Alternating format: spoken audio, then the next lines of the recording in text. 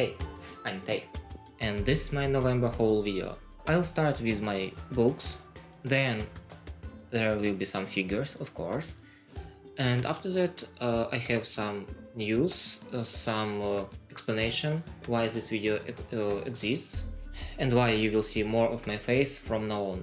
If you are interested only in figures part or only in books part, please go down in the description and find timestamps for these parts. And without further ado, let's start. In November I had a lot of different books. The first one was Mr. Miracle: The Complete Series. It's a comic book by Tom King that was drawn by, I'm sorry, Mitch Gerards, but it's not manga, and I'm not sure that my viewers will be interested in comic books, so all the other books are manga. So the next one was Full Metal Alchemist Volume 7. I'm not sure what to say about Full Metal Alchemist, because if you've seen it or read it, you know that it's good, it's awesome, and maybe the best one that manga or anime can get you. But if you didn't, please do, I highly recommend it. And I would like to talk more about this special edition, but it's already the 7th volume. There will be, I think, 11 more, and I hope there will be more time to talk about it later. The next manga is One Piece Volume 2, that in fact consists of 3 volumes, the 4th, the 5th and the 6th.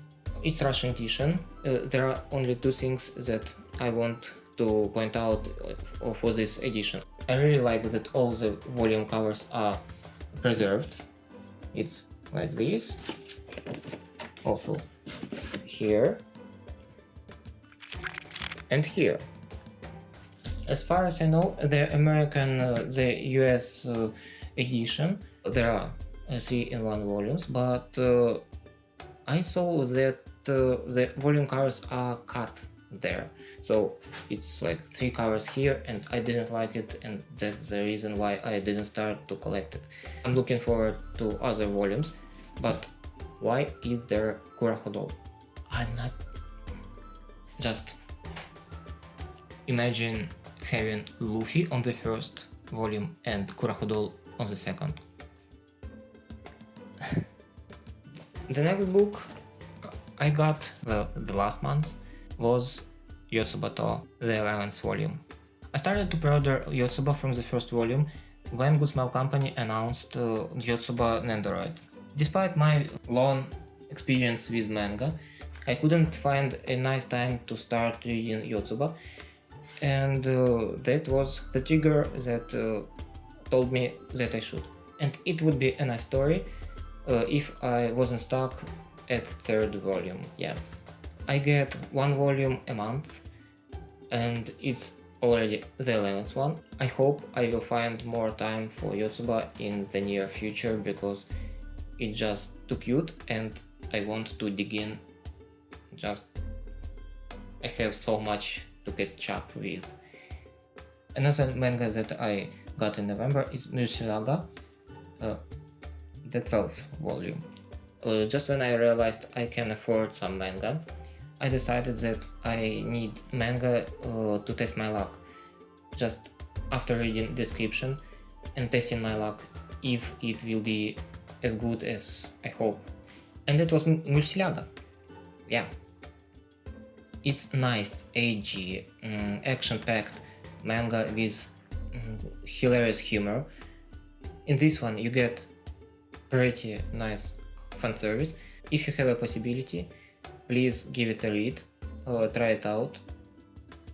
But be careful, it's not for everyone, I understand it.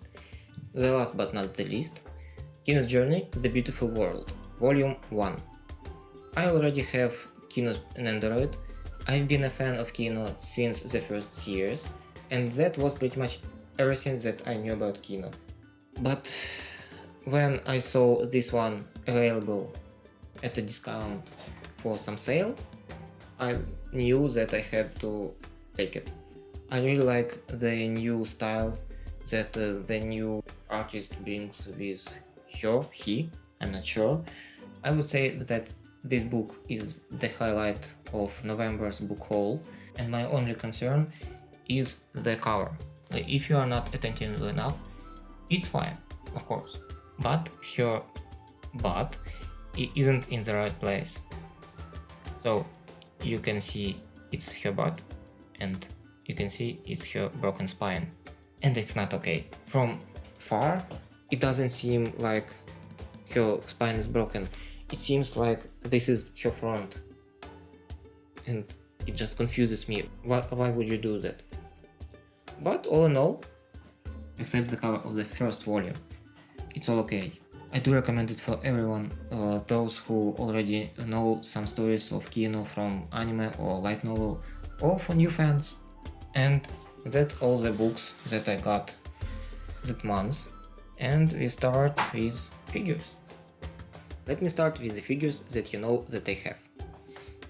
It's Nendoroid Todoroki from My Hero Academia. You can also know that I have Hatobatsugu from Hatobatsugu YouTube channel. You can watch reviews for both of these Nendoroids right here. I will leave all the links.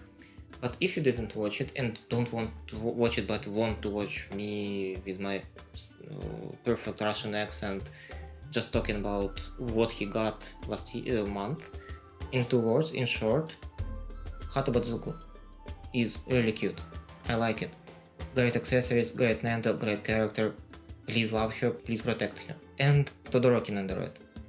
Great character in later chapters, and a lacking Nendoroid.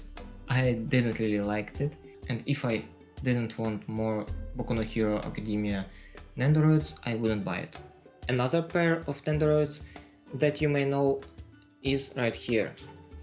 It's Aoi Miyamori and Yukina Minato. I'm not familiar with any of them, but they're cute. There will be reviews for both of them, and you may know it from the video about my first Nendoroid campaign, and these are prizes that I won there. I'm not sure what to do about Yukina, but I do like Aoi Miyamori, even though I watched only the first episode of the first season. And now it's the interesting part. You may know that I don't collect only Nendoroids. I have some action figures too, and a big part of my action figures collection are JoJo figures. And in November I got this Crazy Diamondo. It's the second version, and I was chasing after him for some time. The reason is that it comes with a special Josuke head, and when it comes in May, the only way I would love him to stand on my shelf is with his funny face. Josuke may be my least favorite JoJo, because he doesn't like some people and burns their houses. I'm sorry, that's how it is. But the design for Crazy Diamond is superb, and I like it a lot. And we go to another action figure, which is Toru Amuro. This is a character from Detective Conan. I'm not sure about him because as the scale is wrong, but all in all, the figure is not bad. I like the articulation, I like the sculpt, but faces are lacking.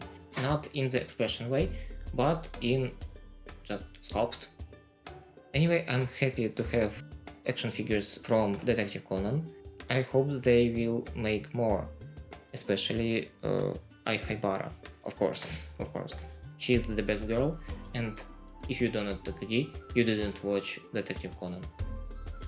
The last action figure is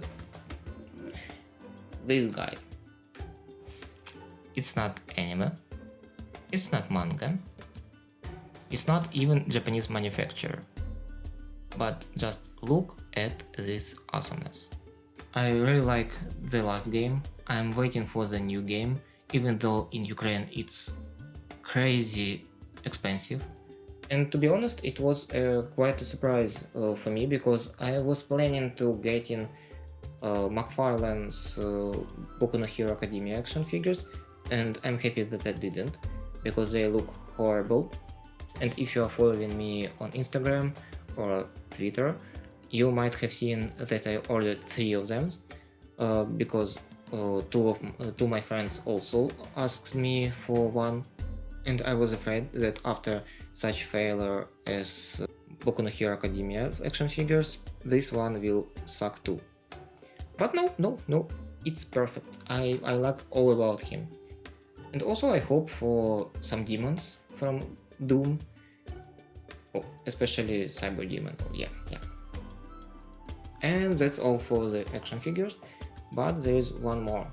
Not an android, not an action figure, but a plastic model. Plastic model of Evangelion Zero 2.